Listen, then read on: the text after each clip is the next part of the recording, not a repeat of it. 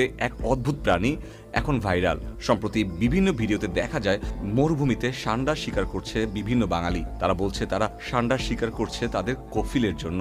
কফিলের অর্থ হচ্ছে মালিক। মূলত ধনী আরবরা ষান্ডা খেতে অনেক পছন্দ করে। এর জন্য এই আরবদের অধীনে কাজ করা সেবকরা প্রায় যায় মরুভূমিতে ষান্ডা শিকারে।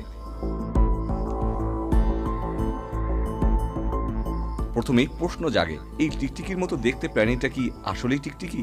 উত্তর হচ্ছে হ্যাঁ, তবে এরা সাধারণ টিকটিকির থেকে অনেক আলাদা। এদের দেহ বেশ মোটা, আর সবচেয়ে আকর্ষণীয় জিনিসটা হলো এর লেজ।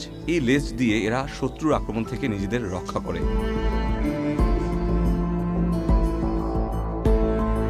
ষান্ডা লিজার্ড কিন্তু মাংসাশী নয়, এরা নিরামিষভোজী। পাতা, শুকনো ঘাস এসবই এদের খাদ্য তালিকায় থাকে। মরুভূমির কঠিন পরিবেশেও এরা খুব ভালোভাবে টিকে থাকতে পারে।